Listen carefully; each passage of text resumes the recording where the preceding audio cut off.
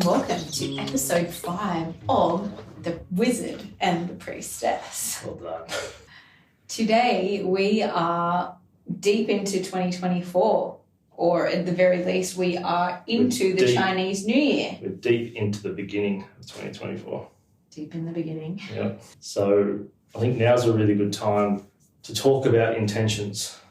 There is a lot of, I don't go so far as to say stigma around the 1st of January in the Western world, to say that everything's going to change magically overnight at the stroke of midnight. So it's a really good time to put something into tension, to make it happen into physical reality. But statistically, most New Year's resolutions only last for about 2 weeks. Yeah, so everyone's already done. 2024 ticked. Achieved. Done. Relax, chill, and cruise through the rest. So there we have it. All right, podcast done. Done. Okay. Well, thanks for joining us. Have a great week. See you next week. So, what are you putting into tension this year? Right. So, what I wanted to chat about first was the way that I now go about my new year, and I allow myself the buffer of January to get really clear with what I want to do. And I try my best to work on that as within the first few weeks to kind of get really clear, but I allow myself to finish off 2023 or this year 2023 and move into the new year without too much pressure on what I'm going to do yet. So it's almost you're in the wake of that, letting the dust settle, and then you can. And the way that I think of it is I allow the Gregorian calendar ending to be kind of the pivot point, and then the Chinese New Year to be my beginning point.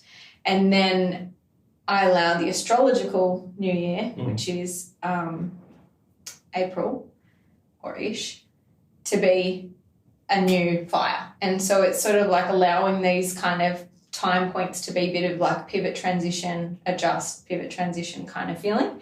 Anyway, last year a friend of mine really talked to me about kind of getting clear on different aspects of your life that you want to be adjusting and focused on for that year. So, for example, last year I like to choose some words that have big meanings for me and what I'm going to focus on. Resonate, and what is going to kind of keep me coming back to that resonance and that vibration. And so I choose some words and then I choose specifics in terms of the categories, which I'm not really going to go into specifically in that sense. But for example, last year I had the category of family, and that went to focusing on being present with my children, more present at least. And one of the things was to teach my older daughter how to ride her bike, to help them learn how to swim, and a few other things. The reason I go to those is because, midway through the year she could ride a bike. Yeah, right. And I was like, oh, wow, had I not kind of maybe intentionally set that in process, I wouldn't have probably kept at it in the way that I know, oh, okay, yeah, you want to go outside. How about we take your bike outside? Or those sorts of things. That felt like a really nice avenue, and a big intention for me last year was a lot of self-work, so a lot of growth within myself and figuring out who I am on a deeper level. So I'm talking of that because this year things are quite different, and I'm not quite there with where I'm at and what my specifics are. I'm kind of brushing over it still and refining it and shining the tension. Well, it's always going to sort of change as well. Totally. And I think this is one of the big things that my mate taught me last year was that at the end of the day, you set these things up, you put them into tension, and then you allow what comes to come. And I think that was one of my hardest things is actually I don't want to put them there unless I know I'm going to do it. Whereas he was just put them there and see, the intention, you can kind of check back in and flow from there. Yeah. And so for me, maybe that fear of failing is a bit of a thing to keep looking in and checking in on. But either way, I like to set things in tension. And this year specifically for me is more about connecting more deeply to being mother again and to kind of really focus inwards on what that means and what that is for me. So in all the different categories of, finances, family, environment, experiences, there's a few others like that, And pretty much all of those stem back to me becoming more mother and more focused inward. And that will kind of kick into gear in June when everything shifts again for me. So what I really liked about that was, because it didn't happen within a week or two, I'll start with the riding the bike. Because it didn't happen straight away, you didn't put pressure on yourself and just rub it off the board. No. As in, too hard, next one, or too hard, whatever. Then you're working on multiple aspects of yourself, because every single new year, and I've just had a thought, every birthday we have is our personal new year. Oh, that's right. We talked about this. So we replace every cell in our body from tooth to anus every single year. So we're literally a new person every year. Yeah, so that's why our birthday is so important. So maybe we should put more emphasis on our birthday than we should on the Gregorian calendar or even the Chinese New Year. We should, but I'm sure it's profitable to keep it as is. Absolutely. Not to me, but... we should somehow figure that out. Yeah, so that's... so you essentially allow your Renewed. New Year's resolution to be actually for the whole year. Absolutely. What a weird concept. Is it? Because most people give themselves 24 hours. If they haven't lost the weight, if they haven't given up smoking or drink, whatever the resolution is, if it doesn't happen before they set the intention, essentially they just give it up because it's too hard. Well, that can also be that one of the biggest things in all of these aspects is also just setting what do you need to set that up, right? Because you can't just say, I'm going to quit smoking this year. I've smoked a pack a day as a coping strategy to survive through really big turmoil in my life, or even having space to breathe and think and understand, and then you've used this coping mechanism in that way, and then all of a sudden you're like, no, I'm going to quit, but I haven't got a strategy in place to actually maintain that coping. Or even the team around you to help support you with that as well. Yeah, absolutely. So what are you putting in tension this year? Well, as you know, I won't go into huge detail, but the back end of last year, so what was that, 2022? No, the back end of the year before. Before what you just said. Back end of 2022 was not great for me. Just several things happened, just bang, bang, bang, bang, bang. So I wasn't in the best of places as a person, because that's just the universe. I think I asked on some level, I want to grow. Really? So the universe gave me the heaviest dumbbell it's got, and it's like, there you go, carry that. But then you get into that place where you feel kind of like you're cornered. So one of two things can happen. You can surrender in the corner, or you can see, well, I can't go further back. I can only go forward. And that for me was a really encouraging thought. And I thought, if I can get through that, I can get through anything. So for me, it was a lot of introspection. So I had to really find out who and what I was made out of. This year's intention is really exploring that still. Okay. And not putting the pressure on myself like I did 12 months ago. Okay, so the pressure was on at the end of 2022. You worked through introspection through 2023. Now, as we're in 2024, you're going to continue that introspection work. Is that what you're saying? Continue it, explore it, and have fun with it. More fun? More fun. Yeah, okay. And how are you going to do that? I look forward to finding out. Oh!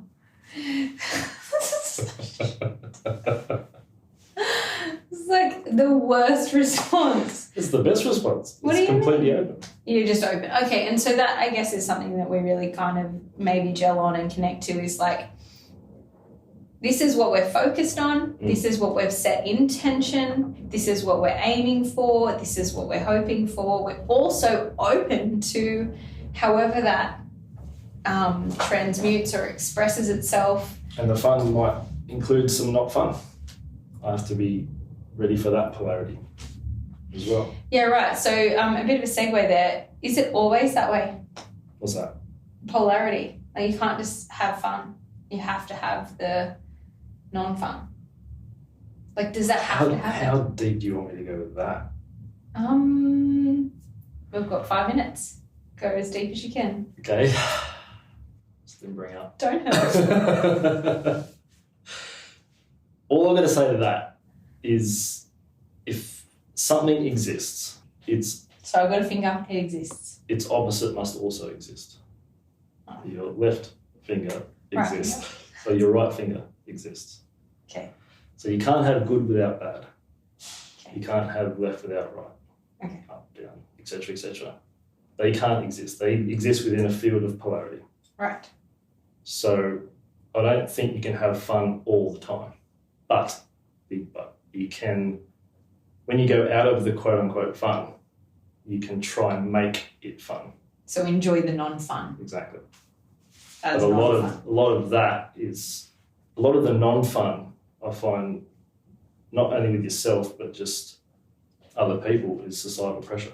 It's been put on you. It's like you've been told it's not fun, or you can't enjoy that, whatever that. And you've decided that, right? So you've been told this thing, and then you've decided that is the reality. So if we bring it back to intention, it's like, well, I'm not skinny and fit after 2 minutes of trying to be, and so therefore February 1st, done. Well, tried. January gave it a good crack, but Or you could think, oh, maybe I'll try something else. Yeah. Maybe I'll read this book or watch that document or whatever, however that looks. Yeah. So it's not about really giving up. It's okay, well, that didn't work. What else can I try that can work? that can give me that result. Yeah. And maybe I'll tell someone who, in this example, has lost a lot of weight. What did they do? What was their secret? Yeah, okay. And just get experience through that. Yeah. Because a lot of people will go through that. It's not even in a book. Yeah, okay. That's just life experience. Yeah, totally. That's something that that we definitely think of, we'll talk about a lot, is just having experience, both being in our fields for almost 15 years. It's like that experience that only comes through being in spaces where you're constantly seeing. Can you actually kind of build that experience? And then the only other way is to share it. And that essentially is what we're doing here. So, so coming back to putting things in tension, how powerful is that? Like how much, power do you have in introspection and enjoying the fun? Like how much power is really in that? Okay. Can I answer that with a question? As long as I don't have to answer the question. Touché. I'll just be able to hear that. So, what would you do if you were God for the day? I would part the seas and I'd walk to New Zealand. Oh. Actually, no, I wouldn't walk there. I'd get a long walk.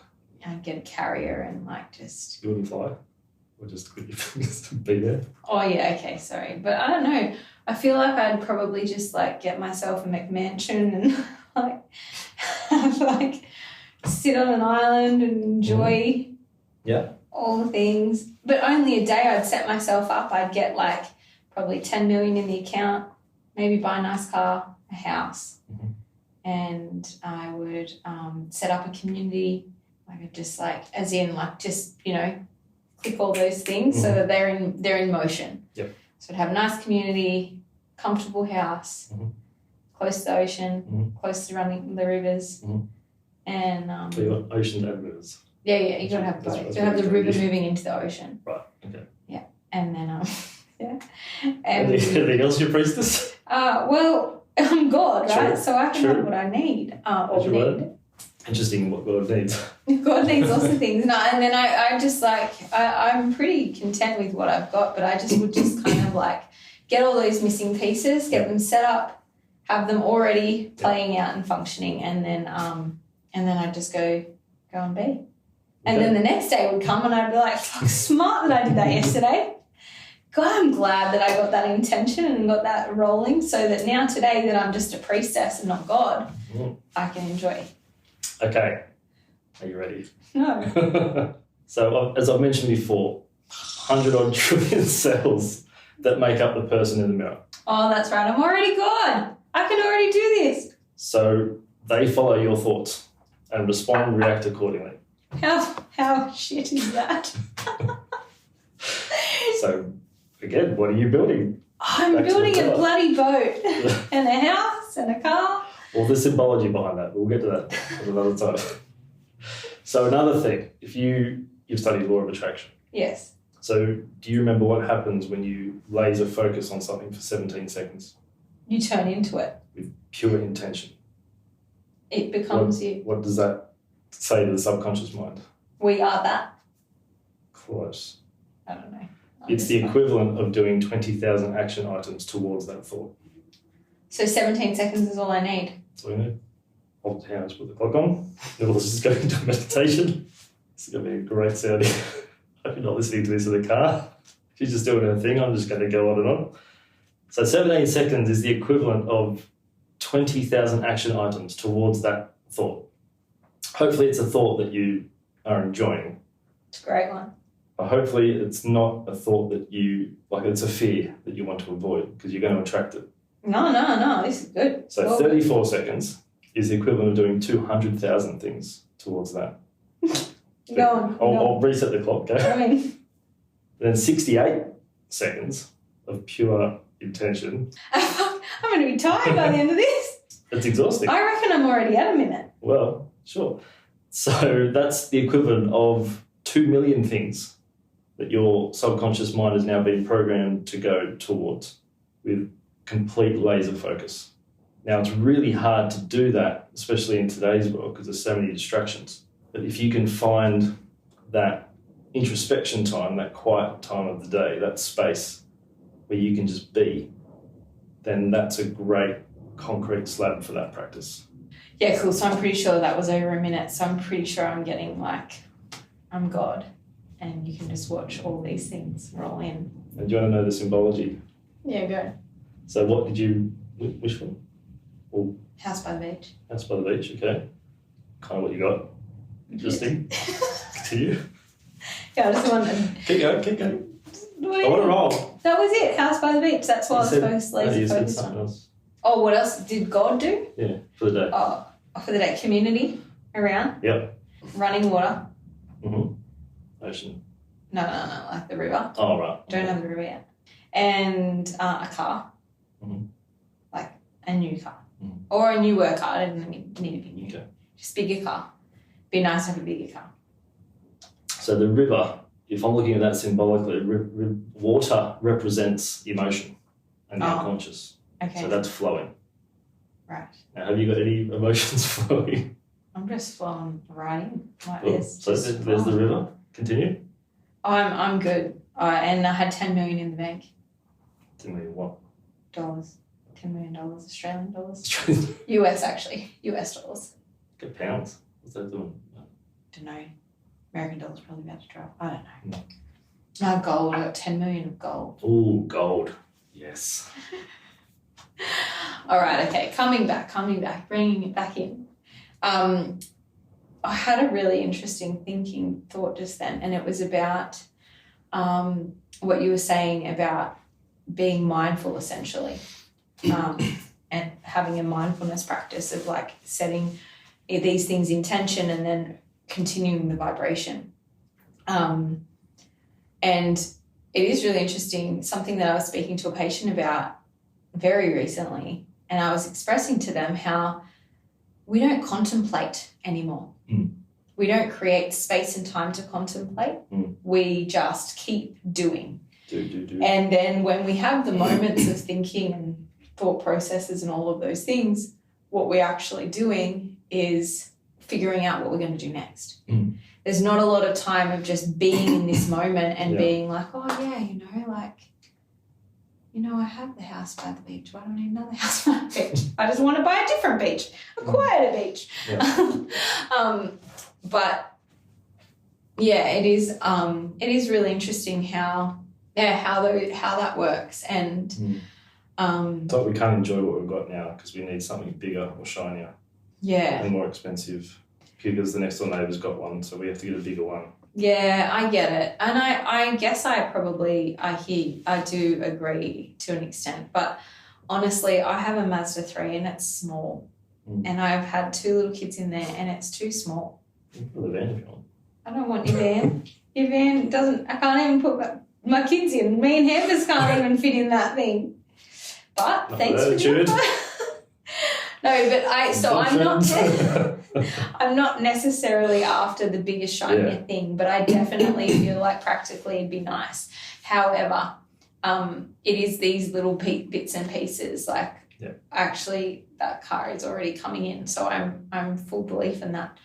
it is quite interesting how when we set an intention and we get things in tension and we keep reminding our mind of those things, how much of that flows forward. And I can only speak of my experience from last year of getting really clear. Like I went through, it took me a week, I think, of literally spending hours a day on getting really clear on dot points of what I was going to aim for, what I was looking towards, what I was doing. And then when I did a big reflection on that, and there was so many big like light bulb moments of like, holy wow, how did that, you know, symbolically, like you were talking about the river that I already flowing and all those things, like symbolically they're already there, but it was really lots of what I had down for last year was very clearly had come into fruition in other ways. And especially the work that I was doing on myself, I didn't realize how profound that was going to be and how much that was going to change, like adjust so many things for me. And that was really cool because it's like, oh, I had never set an intention sort of like that. Like, oh, you know, I'm going to do some self-work. I'm just going to kind of uncover a little bit of this childhood trauma that I've never really delved into. I'm going to go deep into it. I'm going to kind of like navigate my way out of it and understand what's going on.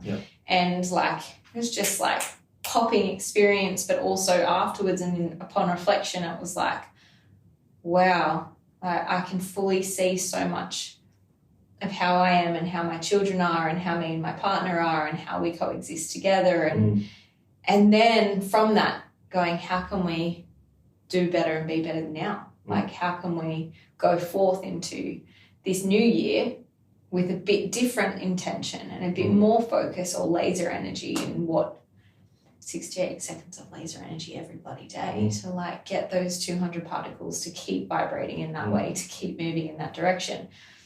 And I think it is quite interesting because I have a good friend too that's very much like vibration just lost him. It's like talking about particles and my energy, and it's like, nah, you lost me. However, I see him every day use this. Unconsciously? I mean, he's consciously doing the work, but he's unconsciously aware that what he's doing is actually having a profound impact on what he's like, his outcomes. Because he's probably got less and less inhibition towards the things he actually wants. Because a lot of people they'll put the intention there, they'll make the wish, but then straight away the opposite, oh, you can't do that, you can't have that. Oh, yeah, okay. And then they talk themselves out of it. Yeah, right. Then that voice becomes louder than the one that you want. Well, whereas I would say that's not the case for him. He's just the complete opposite. He's like, I want that, and then just keeps flipping that switch until that vibrates in the way that he wants it to, and he just keeps getting what he wants. That's how powerful it is. And I mean, that's what I'm doing too. And see, like, all the things just like... Well, it's funny you say, so a lot of people will, let's say, measure that quote-unquote success. Oh, okay. By a material thing, not knowing really that it has come to fruition, just not the way they thought originally. So a lot of people don't realise that the psyche speaks to us in symbols and metaphor. So a lot of the stuff that you are wishing for, you actually already have, but you just don't recognise it, likely because you're not clear enough with it. I'm not talking to you. Righto, Matt, I'm feeling very like, do you understand? You have the fucking car. Just chill. Just relax. Put your 3 car seats in it. You'll be fine, man. If bed fits 3, you'll be sweet. That's just the point that a lot of, so in our culture, we not only do we kind of get conditioned to worship things, but we don't recognise the magic around it. Yeah. And everything has a symbolic and like a symbolic reference to it. Yeah.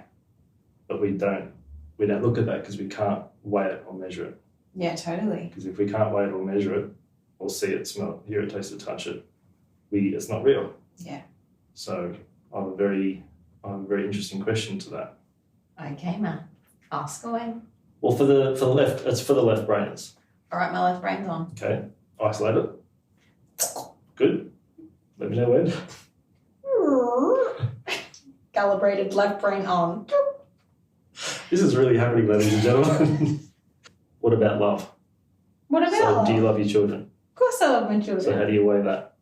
How do you measure that? I'm with you, Matt. You can't, you feel that. It's measured in a weight of feeling.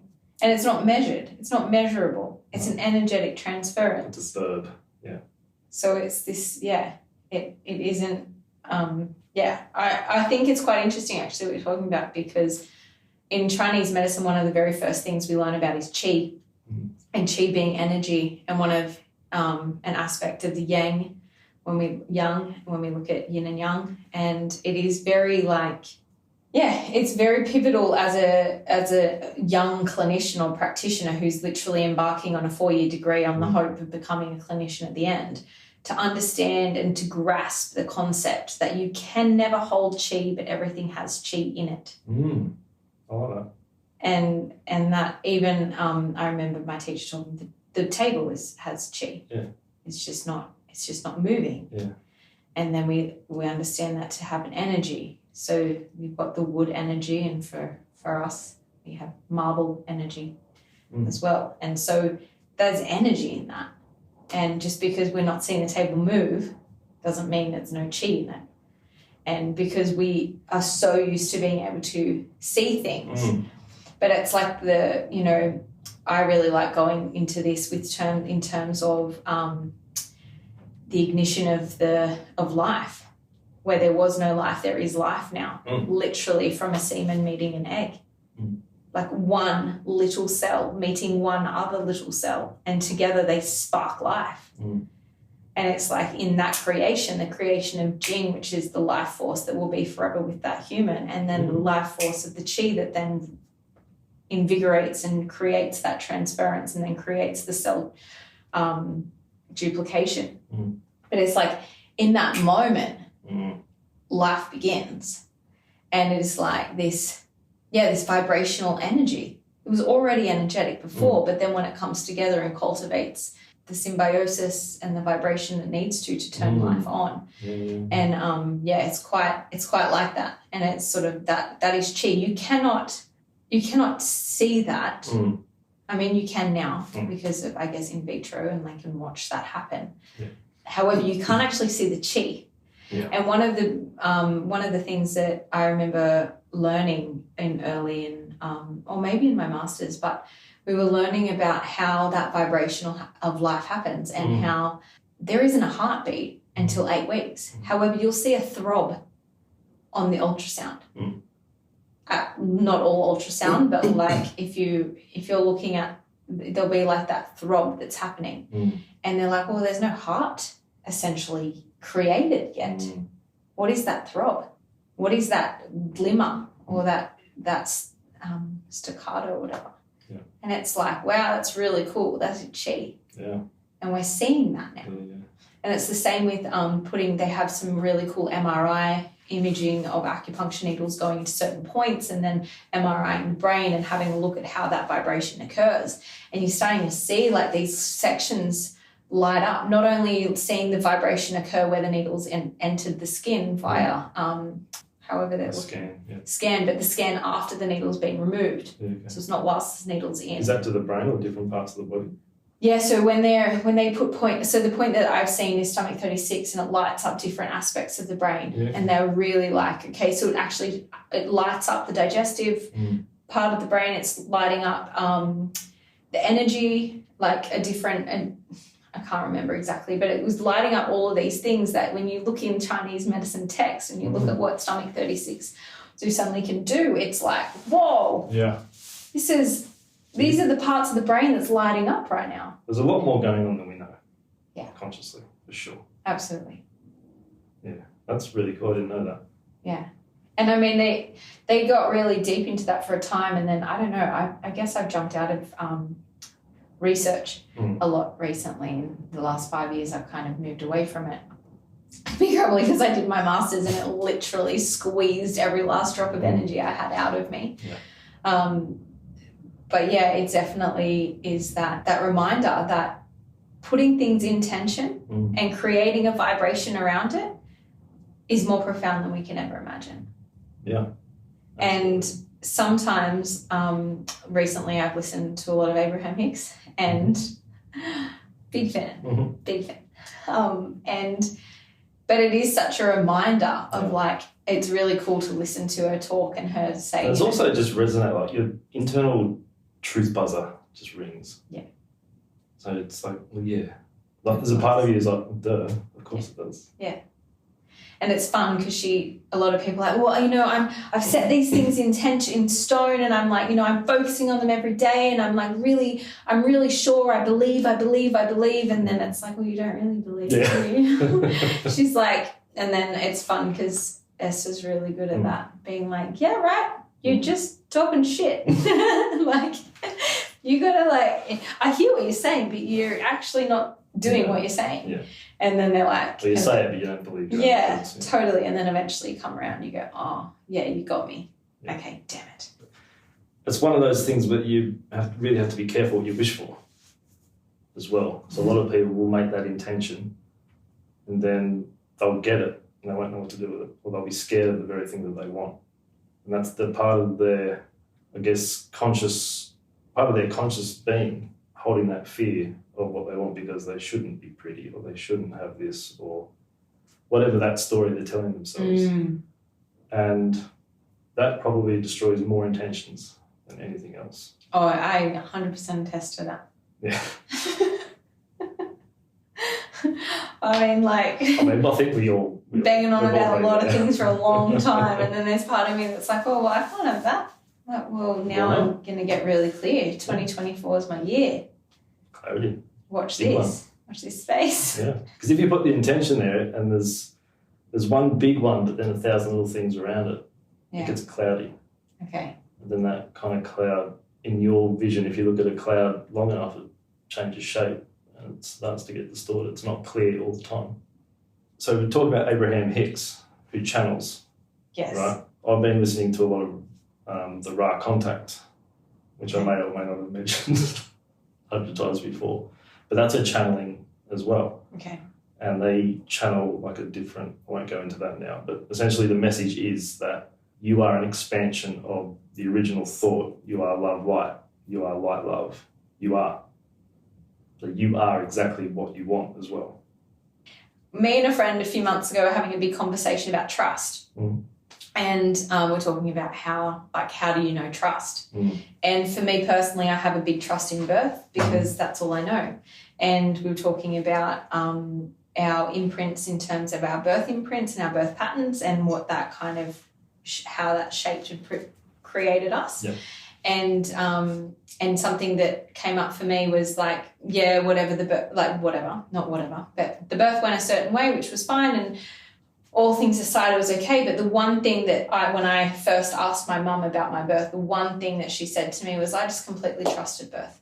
Yeah. And yes, she had the obstetrician, and yes, she had, I think she was augmented, and yes, there's like all these different, facets that I would be like, oh, okay, yeah, right, that seems maybe, all right, that seems like a little bit of lack of trust. But essentially, because I know how much I have a trust in birth and how strong that feels. Anyway, what me and my friend were talking about was, what does that feel like? What does trust feel like? And I was saying it's an assurance. It is a complete and undoubted assurance. Just knowing, yeah. It is a deep knowing that is complete. There is nothing that wavers there. And then we were talking about, okay, but I feel like I trust this, but then I keep telling myself I trust that. But I just keep telling myself I trust that, so I trust like that. Something else is like an external influence. Well, more than, so what I'm kind of getting at is that cloud thing. Yeah. It's like where you're going, okay, here's your intention. This is what you've set. And then at the same time, you're going, this is what my intention is. However, I've got too many things around it and it's clouding what I actually really want. And that's that same thing with trust. It's like, well, I don't fully trust what that intention is. I don't fully trust it because there's all these little bits of cloud that kind of come over and like distort my view or distort my idea. And actually I can't have that because, like... Do you find, or just family and friends, that lack of trust in that thing over there is a lack of trust in themselves as well? I mean, it absolutely can be. What I was talking about wasn't particularly that. Right.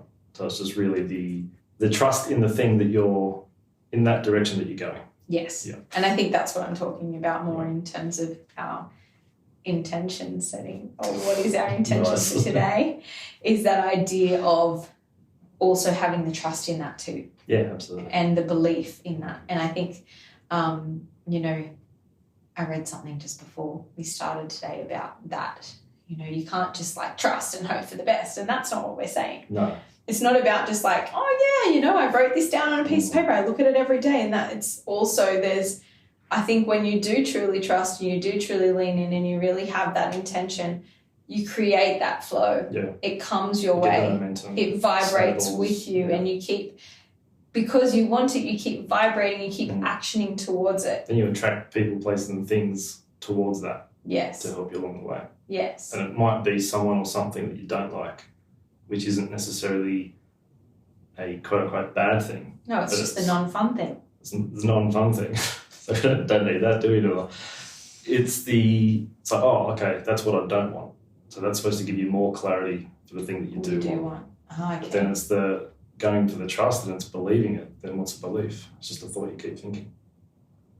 So come back to the intention. So belief is just a thought we keep thinking. But I mean, yeah, right, totally. I was going to try and question on that, and then I realised, no, you're right. It is, because it doesn't matter what your belief is. Like, you can believe that, for example, so many people believe birth doesn't work. That's their internal belief. That's their internal dialogue over and over and over. It doesn't work, it doesn't work, it doesn't work. It's not going to work. It's actually not going to work. Yeah. Or unlikely to. Yeah. It's quite an That's interesting their thing. kind of story gap Yeah. within themselves. And it's okay. At the end of the day, that's okay. Mm. Just being aware of that, having that awareness. Yeah. Yeah. Well, we've covered some ground today, haven't we? Big round. Ready to jump right into 2024. Fire that off. Well, thanks for listening, guys. Thank We you. would like to know your intentions and Share them on the Instagram page please. under the post of Podcast Drop. Episode So, 5. 5, yeah. Take it easy. Bye, guys. Ready.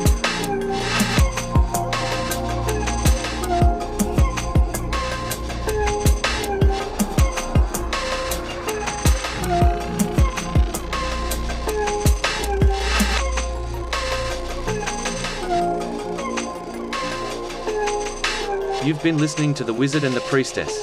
Thanks for stopping by. Stay connected and be open.